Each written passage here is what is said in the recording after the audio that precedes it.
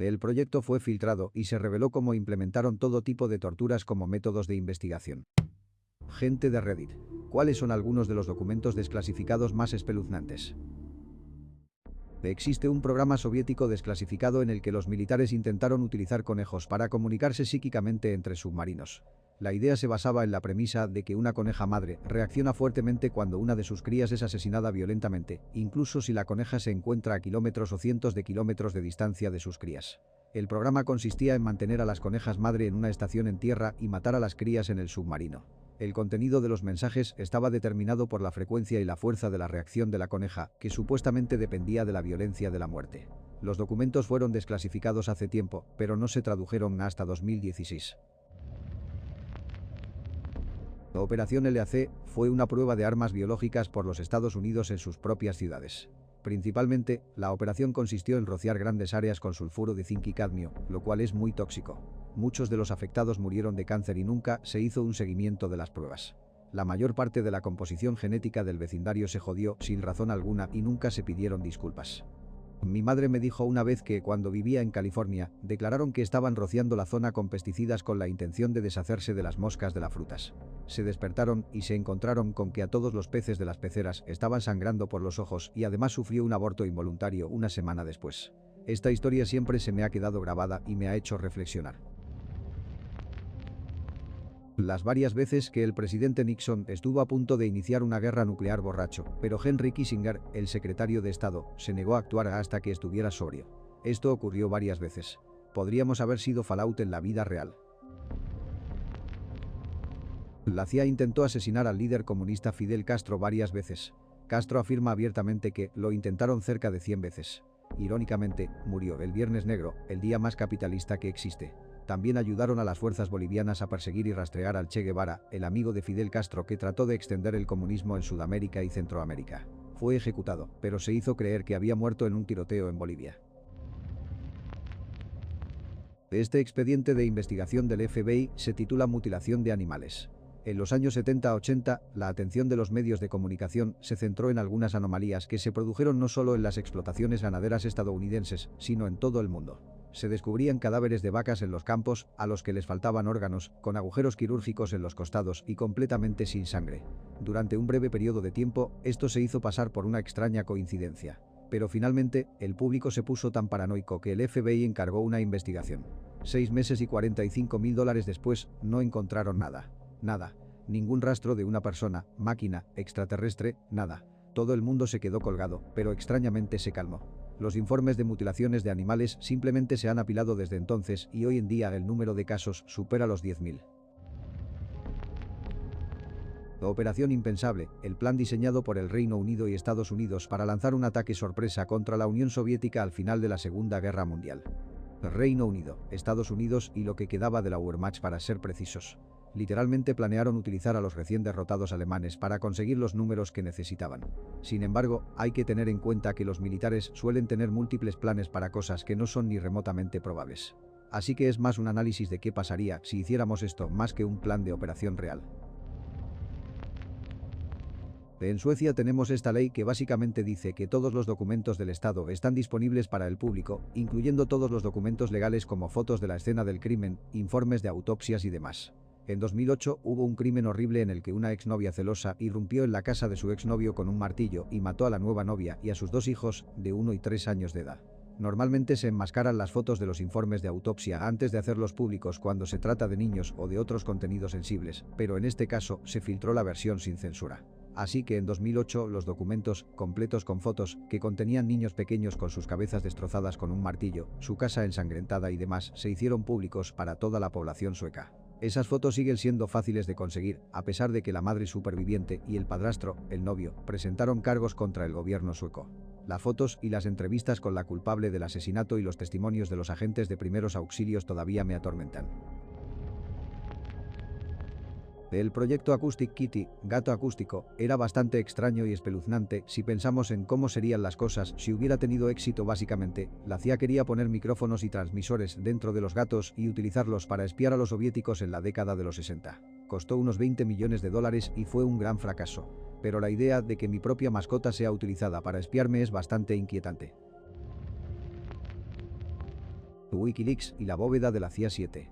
Por lo que recuerdo, las conclusiones fueron: la CIA puede hackear cualquier coche moderno, anular el sistema de frenado y el sistema de supresión de incendios. La CIA puede hackear cualquier ordenador e insertar archivos sin dejar rastro de estar allí, o dejar huellas para que parezca que lo hizo otro país. Imagina que hay un político honesto por ahí que recibe una llamada telefónica diciéndole que abra un archivo que nunca antes había tenido en su ordenador y que tenía imágenes o vídeos atroces. Ese político es ahora chantajeado para que vote como quiera. Lo peor es que perdieron esta tecnología de hackeo y ahora está por ahí en el mundo. Nadie sabe quién la tiene o cuántas personas o gobiernos la tienen. Saben quién la tiene, cualquiera puede tenerla, ha sido publicada en línea para que cualquiera la encuentre si la buscan lo suficiente en la Deep Web. Los hackers trataron de conseguir dinero de los federales para no revelar la información, pero no creyeron que realmente tuviesen nada aunque hubiesen dado amplias pruebas. Así que la liberaron para que cualquiera pudiera encontrarla. Sí, la CIA tiene una pistola para causar infartos y eso se reveló en 1975. Intenta imaginar lo que tienen hoy en día, más de 40 años después. Todo lo relacionado con la Unidad 731 de Japón durante la Segunda Guerra Mundial. Era una división militar de guerra química y biológica que experimentaba con prisioneros de guerra. Lo que me molesta de esto es que se salieron con la suya, los estadounidenses les dieron inmunidad a cambio de sus registros. La noche en que Estados Unidos estuvo a punto de autodestruirse a sí mismo, solo una suerte estúpida salvó a los Estados Unidos de un escenario de pesadilla en enero de 1961, cuando un B-52 de la Fuerza Aérea que transportaba 2 bombas nucleares se rompió en pleno vuelo y dejó caer las bombas en una zona de cultivos cerca de la ciudad de Goldsboro, en Carolina del Norte. Ambas bombas habían sido puestas por el impacto en modo armado, perfectamente listas para detonar al caer del cielo. El MK Ultra nunca fue desclasificado, sino que fue filtrado, y la CIA destruyó todos los documentos que lo rodeaban. En la década de 1950, el gobierno estadounidense tenía mucho miedo al comunismo. La recién creada CIA tenía entonces la tarea de asegurarse de que su país siguiera siendo próspero y capitalista, a la vez que investigaba formas de repeler el comunismo en el extranjero. Se investigó mucho sobre el control mental, lavado de cerebro, para intentar comprender mejor algunas cosas, entre ellas la posibilidad de que alguien pudiera ser convertido en un agente doble sin saberlo. Esta idea se investigó como una forma de identificar a los comunistas que operaban aquí en los Estados Unidos y también como un posible método para infiltrarse en la Unión Soviética con espías nacionales, personas nacidas y criadas como soviéticos pero que secretamente, y posiblemente sin saberlo, trabajaban para los Estados Unidos. Este programa, denominado MK Ultra, utilizaba muchas técnicas cuestionables como formas de investigación, incluyendo la dosificación de drogas alucinógenas a sujetos que no estaban dispuestos a ello, forzándoles en entornos sociales antinaturales y peligrosos para medir sus reacciones, sometiéndoles a privación sensorial y aislamiento, así como cosas que ahora reconocemos como tortura pura y dura. Dado que la CIA era una organización nueva que operaba en secreto y que el comunismo era visto como una gran amenaza durante el miedo a los rojos, muchos de estos programas y experimentos se llevaron a cabo sin ser denunciados ni controlados durante años. Cuando la verdad empezó a salir a la luz en la década de 1970, el gobierno trató de mantener las cosas en secreto, tanto para salvar la cara como para evitar que el movimiento liberal progresista supiera hasta dónde estaba dispuesto a llegar el gobierno en nombre de la seguridad nacional. No sé si era clasificado, pero se filtró algunas de las cintas de audio grabada por el asesino de la caja de juguetes. David Ray era un asesino en serie estadounidense que torturaba, abusaba y asesinaba a mujeres con generadores eléctricos, hojas quirúrgicas, sierras, jeringuillas, etc. Montaba un espejo en el techo para que ellas tuvieran que verlo todo. Tenía una cinta de audio grabada que ponía a las víctimas una vez que recuperaban la conciencia por primera vez. Al parecer, las cintas de audio son tan crueles que son usadas para desensibilizar a los nuevos agentes del FBI durante su formación. Me viene a la mente el estudio Tuskegee. El estudio, que se llevó a cabo entre 1932 y 1972 por los Servicios de Salud Pública de Estados Unidos, infectó a afroamericanos pobres con sífilis para ver la evolución natural de la enfermedad. Los que participaron en el estudio pensaron que estaban recibiendo atención médica gratuita. Además, ninguno de los infectados fue tratado con penicilina, a pesar de su conocida eficacia contra el virus. El estudio se detuvo cuando un empleado del gobierno dio el soplo a la prensa. El proyecto Pluto es bastante horrible. Los Estados Unidos propusieron la implementación de reactores nucleares para propulsar naves no tripuladas llamadas SLAM por Supersonic Low Altitude Missile, misiles supersónicos de baja altitud. Para alcanzar la velocidad, se lanzaría desde tierra mediante un grupo de cohetes impulsores convencionales. Una vez que alcanzara una alta altitud y se alejara de las zonas pobladas, el reactor nuclear pasaría a un estado crítico. Como la energía nuclear le daba una autonomía casi ilimitada, el misil podría navegar en círculo sobre el océano hasta que se le ordenara bajar a cubierta para entrar a velocidades supersónicas en dirección de la Unión Soviética. El SLAM, tal como se propuso, llevaría una carga útil de muchas armas nucleares que se lanzarían sobre múltiples objetivos, convirtiendo un solo misil en un bombardero no tripulado. Después de soltar toda su carga, el misil podría pasar semanas sobrevolando zonas pobladas a baja altura con el propósito de causar daños enormes en el suelo con su onda expansiva y su lluvia radiactiva. Cuando finalmente el reactor no diese para volar más y se estrellase, el motor tendría muchas posibilidades de arrojar una radiación mortal durante meses.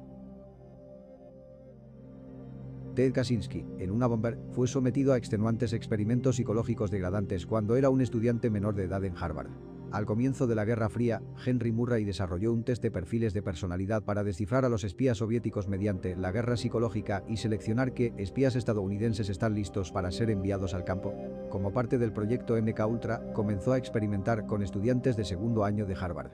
Puso a un estudiante como control, después de que demostrara ser un conformista completamente predecible, y lo llamó Lawful. En resumen, la última parte del experimento consistía en hacer que el estudiante preparara un ensayo sobre sus creencias fundamentales como persona para un debate amistoso.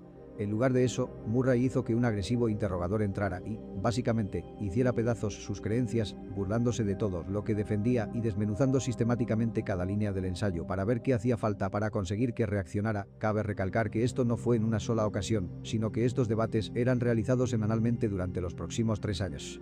Este proceso no solo lo cambió, sino que lo rompió, lo convirtió en un desastre de persona y lo dejó teniendo que rehacer toda su vida. Se graduó, pero entregó su título solo un par de años después y se trasladó al bosque, donde vivió durante décadas. En todo ese tiempo, siguió escribiendo su ensayo. Y poco a poco, llegó a estar tan seguro de sus creencias, tan convencido de que eran correctas, que pensó que, si la nación no lo leía, estaríamos irremediablemente perdidos como sociedad.